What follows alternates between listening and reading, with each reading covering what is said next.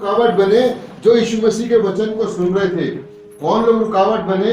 जो लोग प्रार्थना किया होगा कि भाई साहब हमको थोड़ा अंदर जाने दो ना, आते साथ छत पे नहीं चढ़े होंगे, उन्होंने कहा होगा हमको अंदर जाने दो, ये व्यक्ति को हम लेकर के आए हैं, इसे यीशु मसीह की दया की जरूरत है, ये अंदर चला जाएगा, यीशु मसीह से संगाई प्राप्त करेगा। लेकिन लोगों ने जाने नहीं दिया। समझ रहे बात को? किन लोगों ने जाने नहीं दिया? जो लोग प्रार्थना करने वाले हैं। किन लोगों ने जाने नहीं दिया? जो लोग यीशु मसीह के कदमों के ऊपर बैठ के वचन सुन रहे हैं। उन लोगों ने कहा होगा हमको जाने दो भैया, ये अपने आप नहीं जा सकता। लोगों ने कहा होगा कहीं और जाओ, इधर हल्ला मत करो।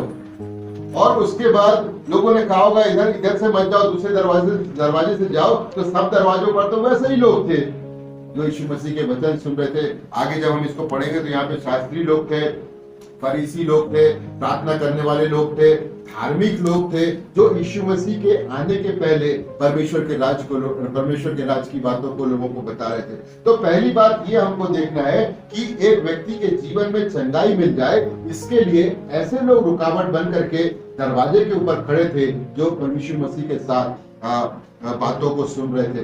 दूसरी बात हमको ये समझना है कि जब ये लोग आए होंगे, यीशु मसीह अंदर है, तो क्या यीशु मसीह को पता नहीं चला होगा कि बाहर एक व्यक्ति को लाए हैं? पता चला होगा ना, क्योंकि यीशु मसीह तो सब जानता है कौन से स्थान पर क्या हो रहा है, कौन से स्थान पर कौन व्यक्ति क्या बात कर रहा है, कौन से स्थान पर कौन सी घटना हो रही है। क्योंकि एक समय की बात है, यीशु मसीह मार्ग से जा रहे थे और एक बर्तिमाई अंधा दूर से चिल्लाता है ना, हे यीशु दाऊद की संतान मुझ पर दया कर। तो हजारों की भीड़ जब चलती है तो कितना हल्ला होता है। उसके बावजूद भी यीशु मसीह उसकी आवाज को सुन लेते हैं और चलते चलते रुक जाते हैं और अपने चेलों से और लोगों से कहते हैं कि जाओ और उसको बुला करके लाओ। जब यीशु मसीह हजारों की भीड़ में उस दूर में खड़े व्यक्ति को पुकार रहे यीशु मसीह को, उसकी आवाज सुन सकते हैं, तो यीशु मसीह को ये बात भी पता चली होगी कि बाहर कोई व्यक्ति आया है जो मेरे पास आना चाहता है, लेकिन भीड़ उसे आने नहीं दे रही। यीशु मसीह कह सकते थे पतरस जाओ, वो देखो बाहर आदमी आया है, यूहन्ना जाओ उसको अंदर लेकर के आओ, याकूब जाओ देखो परेशानी हो रही है। लेकिन यीशु मसीह ने ऐसा नहीं किया। यीशु मसीह देखना चाहते थे उन लोगों के जीवन को जिन लोगों ने उस व्यक्ति को वहां पर उठा करके लाए थे। यीशु मसीह उनके विश्वास को देख करके, क्योंकि यदि हम देखें 5वें वचन में यीशु मसीह ने कहा, मरकुस 2 उसके 5वें वचन में यीशु ने उनका विश्वास देख करके उस लकवे के रोगी से कहा, हे पुत्र तेरे पाप क्षमा हुए। किसके विश्वास को देख के? जो लोग लाए थे। क्योंकि जो बीमार था उसके लिए बाइबल नहीं बताती कि उसके पास कुछ विश्वास था कि नहीं था, क्योंकि अगर उसके पास विश्वास होता तो वो खुद पहले प्रयास करता ना कि भाई मुझे वहां पर ले चलो, या परिवार के लोग से बोलता मुझे यीशु मसीह के पास ले चलो। लेकिन ऐसा कुछ नहीं है। पहले वचन में लिखा हुआ है कि कई दिनों के बाद कुछ लोग उसको उठा करके लेकर के आए।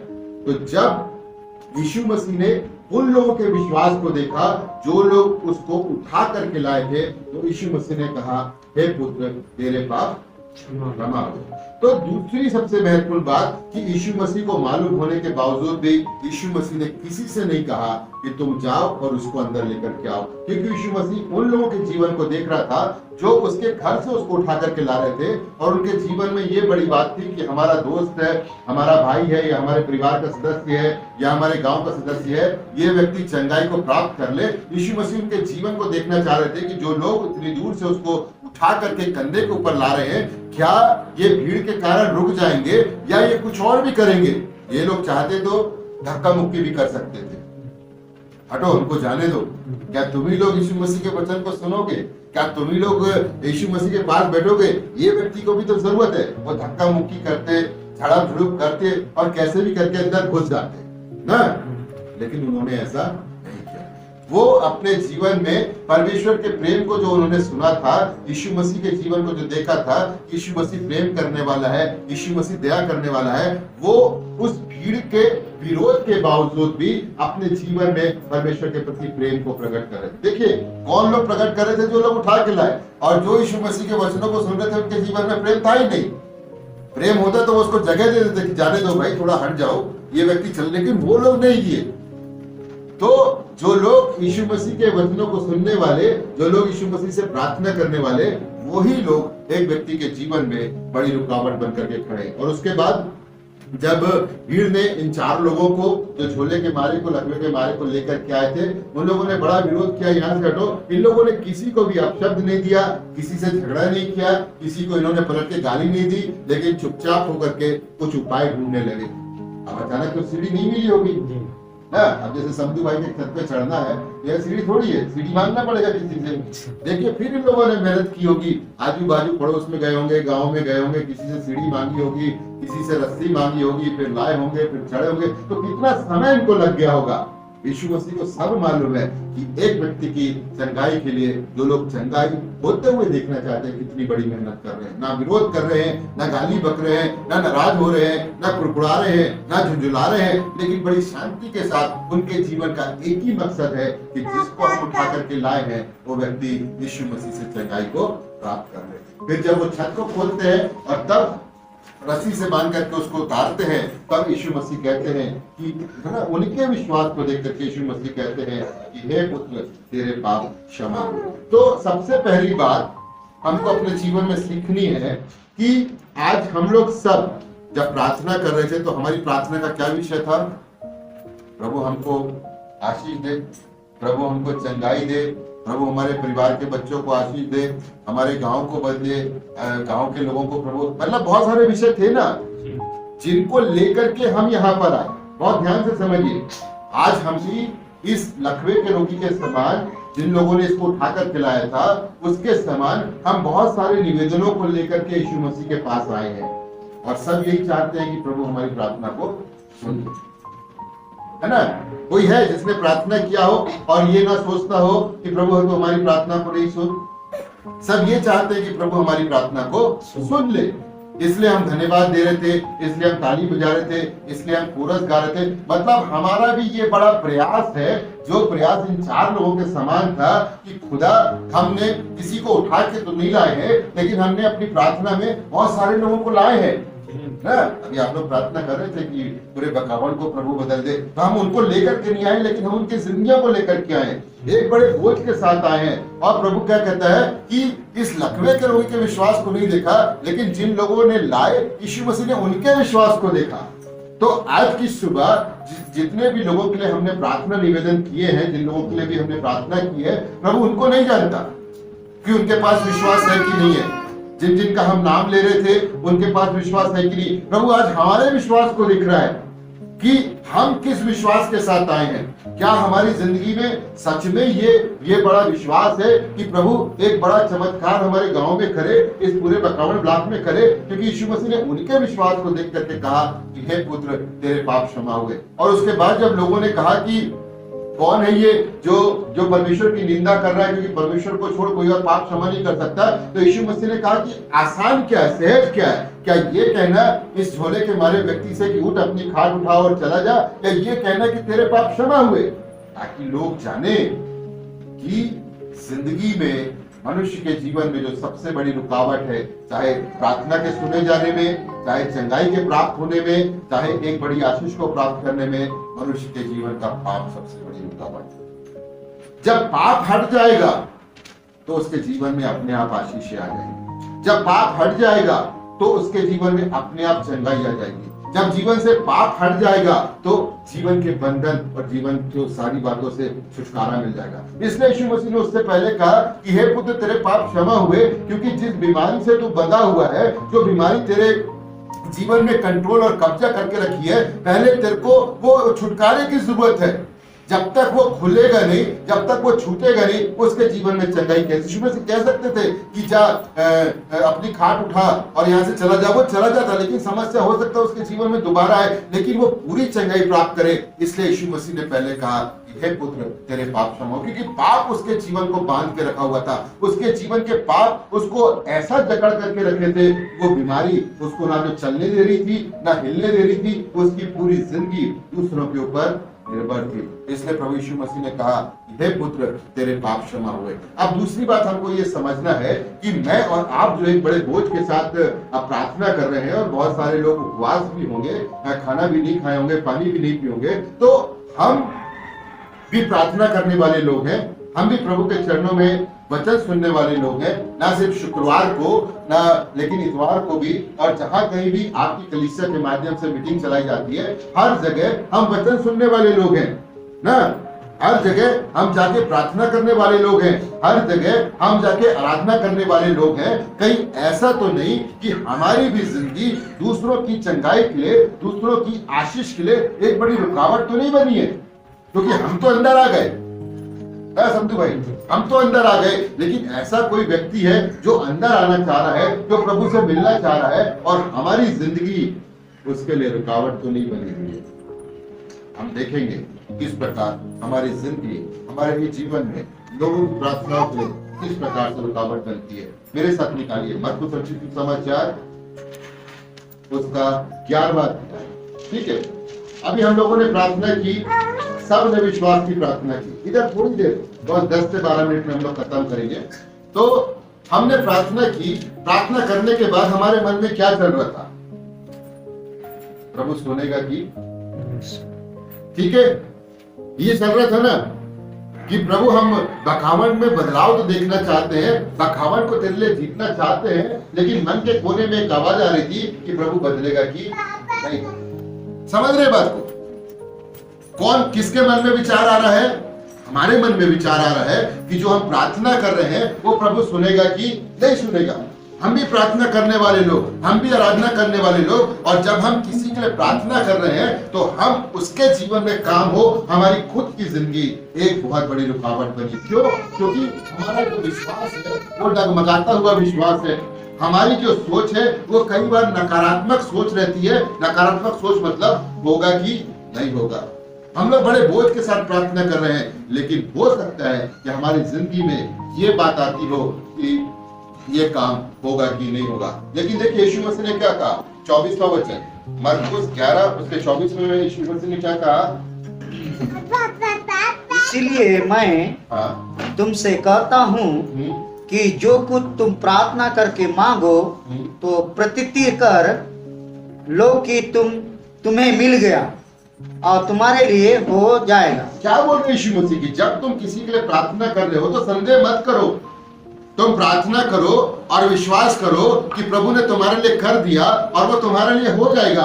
लेकिन कई बार हम लोग जो यीशु मसीह के साथ रहने वाले लोग हैं, हम लोग जो वचन को सुनने वाले और मौका मिलने पे दूसरों को सुनाने वाले लोग हैं, हमारी ही जिंदगी लोगों के लिए रुकावट का कारण बनती। प्रभु उनको चंगाई देना चाहता है, प्रभु उनको बरकत देना चाहता है, लेकिन हम जब उनकी प्रार्थनाओं को, उनके निवेदनों को लेकर के आते हैं तो हमारे ही मन में शंका चलती रहती है, हमारे ही मन में अविश्वास चलता रहता है। हमारा जो विश्वास है वो बड़ा लड़खड़ाता रहता है, और इस लड़खड़ाते हुए विश्वास के कारण प्रभु उनको चंगाई देने से चूक जाता है। क्योंकि इस व्यक्ति के जीवन को प्रभु ने नहीं देखा जो बीमार था, पर उस व्यक्ति उनके जीवन को देखा जो उसको उठा करके लाए थे। इसलिए यीशु मसीह ने बाइबल में कहा कि यीशु ने उनके विश्वास को देख करके उस व्यक्ति को चंगाई दी है। तो आज हमको देखना है कि हम सब जो प्रार्थना कर रहे हैं बड़े बोझ के साथ, बड़ी ईमानदारी के साथ, बड़ी सच्चाई के साथ, कहीं हमारे जीवन में ये अविश्वास की बात तो नहीं है कि हम प्रार्थना तो कर रहे हैं और बहुत अच्छे तरीके से प्रार्थना कर रहे हैं, कहीं हमारे खुद का जीवन लोगों के लिए रुकावट तो नहीं बना हुआ है। हालेलुया। समझ रहे हैं ना बात? ये सिर्फ मैं समझा रहा हूँ, मैं किसी के जीवन की कमी नहीं बता रहा हूँ, मैं किसी के जीवन को ये नहीं कह रहा हूँ कि हमारे बीच में अविश्वास है, लेकिन हमको ये सोचना है कि जब हम प्रार्थना करते हैं तो कहीं हमारे पीछे से कोई नकारात्मक विचार हमारी जिंदगी में तो नहीं आता है, ये काम होगा, ये काम नहीं होगा। अगर हमारे जीवन में ये विचार आता है ये काम होगा या नहीं होगा, तो सच में हम विश्वास करें कि हमारी प्रार्थना, प्रभु जो विश्वास की प्रार्थना चाहता है वो प्रार्थना विश्वास की प्रार्थना नहीं बन पाती, वो अविश्वास की प्रार्थना बन जाती है, वो नकारात्मक भी। जबकि हम यहाँ पर देख रहे यीशु मसीह ने कहा, इसलिए मैं तुमसे कहता हूँ कि जो कुछ तुम प्रार्थना करके मांगो तो प्रतिज्ञा कर लो, विश्वास कर लो और तुम्हारे लिए हो जाएगा।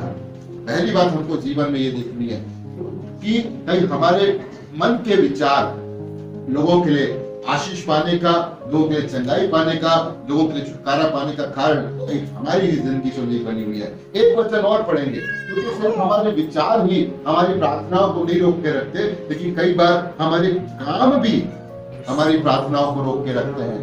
इफिसियों की पत्री उसका 6वां अध्याय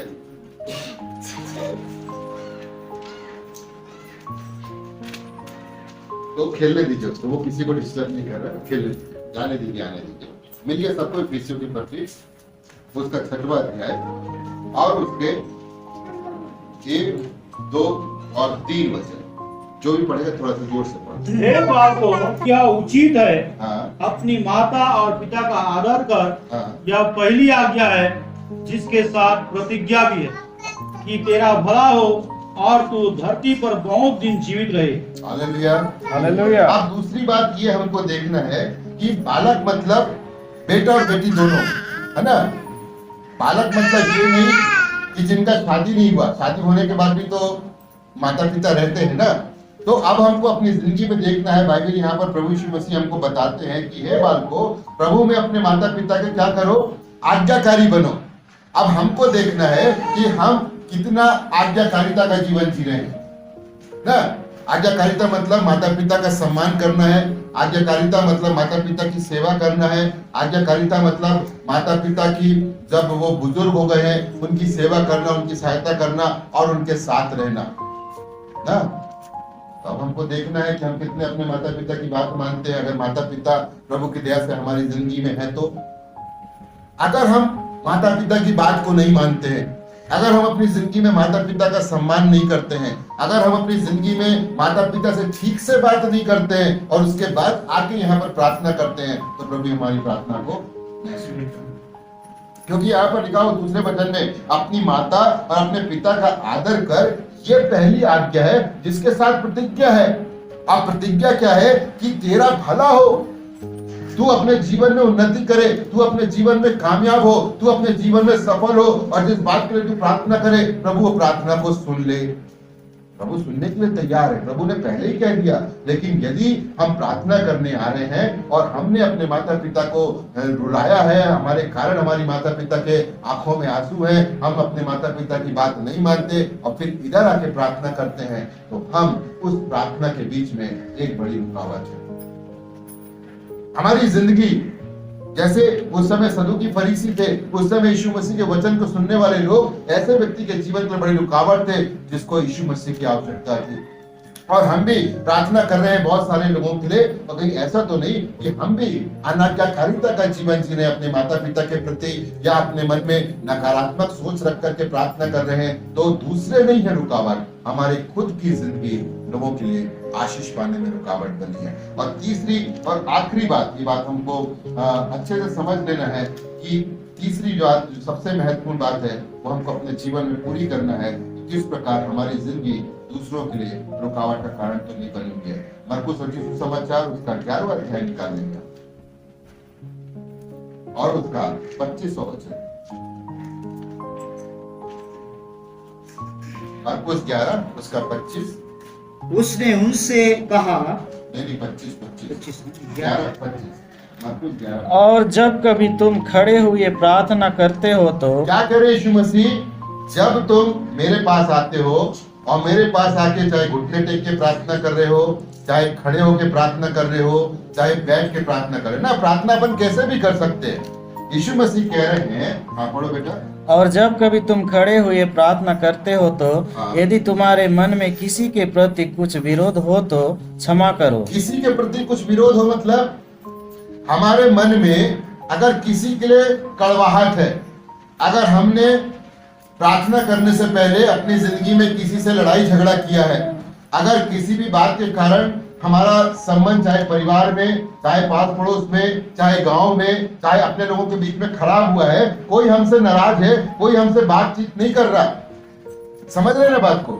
अगर हमारे मन में ऐसी कोई बात है, जैसे मैं भी प्रार्थना कर रहा हूँ और समधू भाई से मैं नाराज हूँ, और प्रार्थना के पहले अगर मैं अपने संबंध को समधू भाई के साथ ठीक नहीं करता हूँ, तो मेरे द्वारा की जाने वाली प्रार्थना मेरे ही जीवन के लिए एक बड़ी रुकावट बनी रहेगी। क्योंकि यहाँ पर यीशु मसीह क्लियर कहते हैं, और जब कभी तुम खड़े होकर प्रार्थना करते हो और यदि तुम्हारे मन में किसी के प्रति कुछ विरोध हो तो क्या करो, क्षमा। उसको क्षमा कर दो। उसके पास जाओ, प्रार्थना करने से पहले उसके पास जाओ और उसके अपने संबंधों को ठीक करो कि भाई साहब समझू मुझसे गलती हो गई, आप मुझे क्षमा कर दीजिए। क्योंकि जब तक मैं आपसे क्षमा नहीं प्राप्त करूंगा, फिर मैं चाहे कितना उपवास की प्रार्थना करूं, चाहे मैं कितनी देर तक प्रार्थना करूं, प्रभु उसको नहीं सुनेगा। प्रभु प्रार्थना सुनेगा, लेकिन कब? जब मैं अपने संबंध समधु भाई के साथ ठीक कर लूंगा। ना मेरे मन में समधु भाई के लिए कोई कड़वाहट हो और ना समधु भाई के जीवन में मेरे लिए कोई कड़वाहट हो। ये दोनों बातों को देखना है, क्योंकि एक स्थान पर यीशु मसीह ने कहा कि जब तू वेदी के पास अपनी भेंट को लेकर के आता है तो दरवाजे पर रुक जा, आते साथ मत चढ़ा कोई भी चीज, दरवाजे पर रुक जा। और यदि तेरे को समझ में आता है कि मेरी जिंदगी में कोई किसी के लिए भी कड़वाहट है, किसी के लिए जलन है, किसी के लिए ईर्ष्या है, किसी के साथ झगड़ा है, तो अपनी भेंट को वहीं पर रख दे और क्या कर, जाके पहले अपने संबंध ठीक कर। क्योंकि जिसको तुमने देखा है उसको तुम प्यार नहीं करते तो तुमने परमेश्वर को कभी देखा नहीं है, तुम कैसे उससे प्यार करोगे?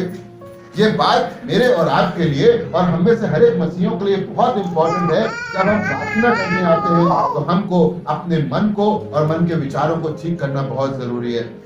ये बहुत जरूरी है कि हम अपने आपस के संबंधों को ठीक करें। और अगला हिस्सा वहां पर लिखा हुआ है, इसलिए कि तुम्हारा स्वर्गीय पिता तुम्हारे अपराध क्षमा करेगा।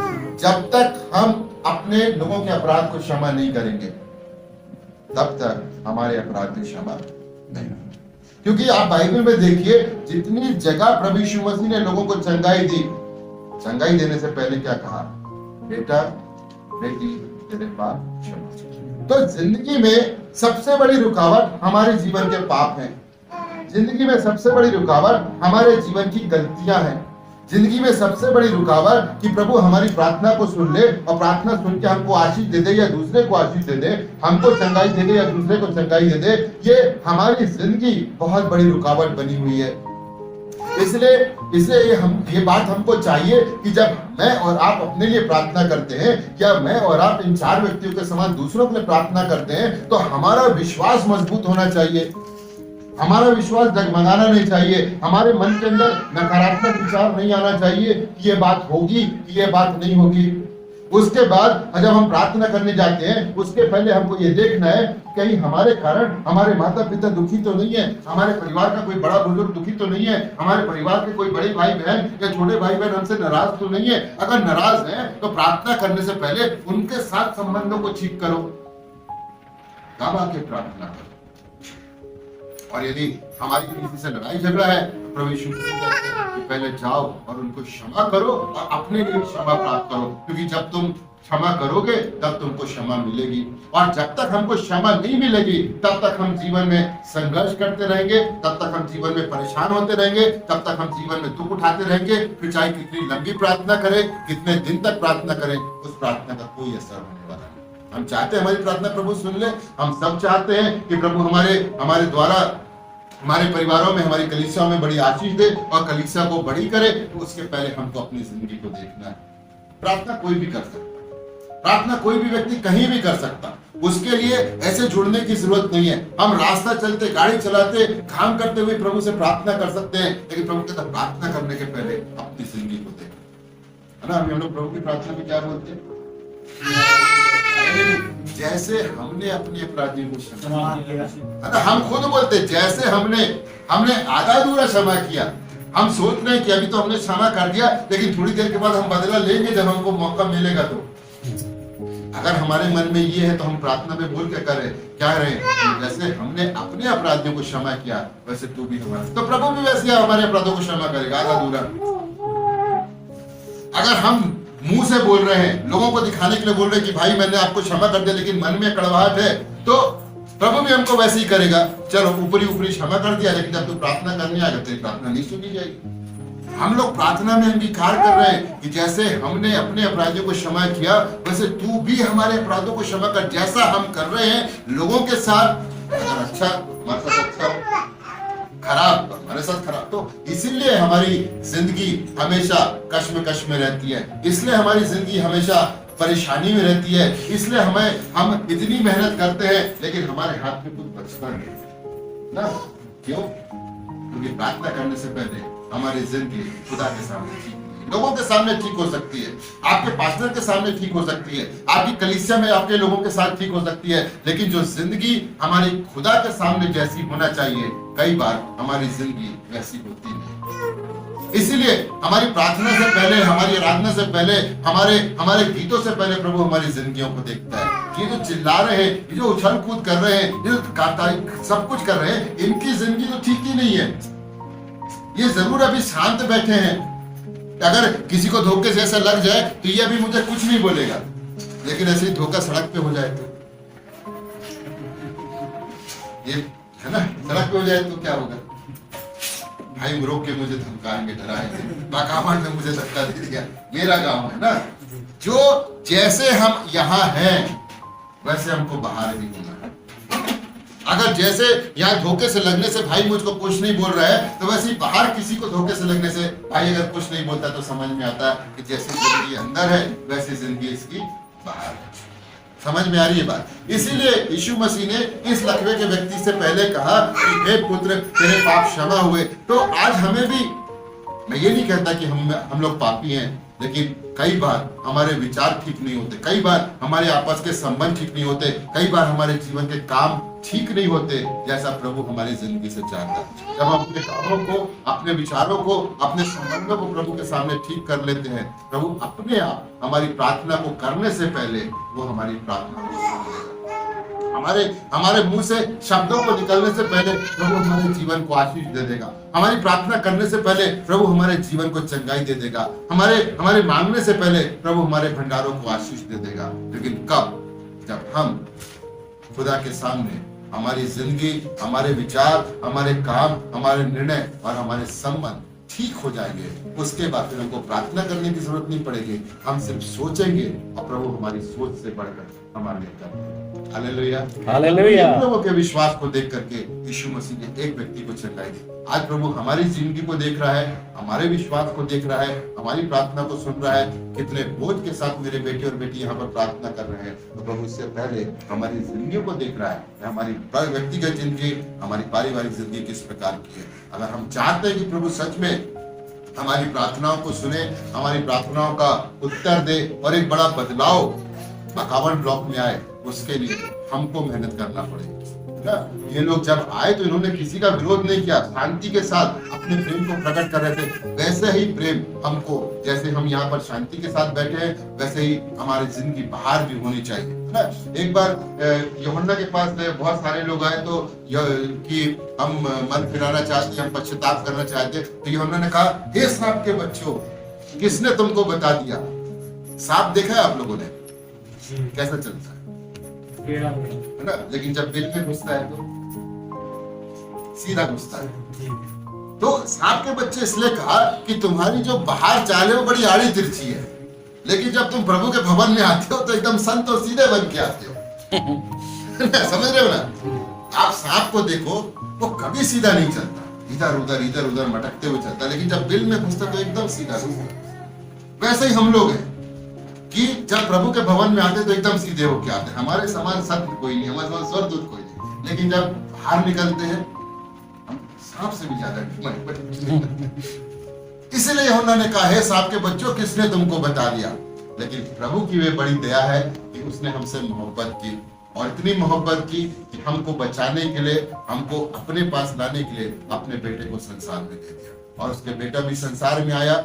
हम सब जो पाप में फंसे हुए थे, हम सब जो पाप की दलदल में फंसे हुए थे, ना कोई प्यार करने वाला था, ना कोई गले लगाने वाला था, उसके बावजूद भी यीशु मसीह संसार में आके हमको गले लगाया, अपने लहू से हमारे जीवन को धो दिया, शुद्ध कर दिया, इसलिए ताकि हमारी जिंदगी यीशु मसीह में शुद्ध हो सके, हमारी जिंदगी यीशु मसीह में क्षमा को प्राप्त कर सके और हम खुदा उनके सामने खड़े होने के योग्य बन सके, ताकि जब हम खुदा के सामने खड़े हो तो हमारे जीवन में कोई मैल नहीं हो, हमारे जीवन में कोई गंदगी ना हो, हमारे जीवन में कोई पाप ना हो, और जब हम खड़े हो और प्रार्थना करें खुदा हमारी सीधी प्रार्थना को सुने।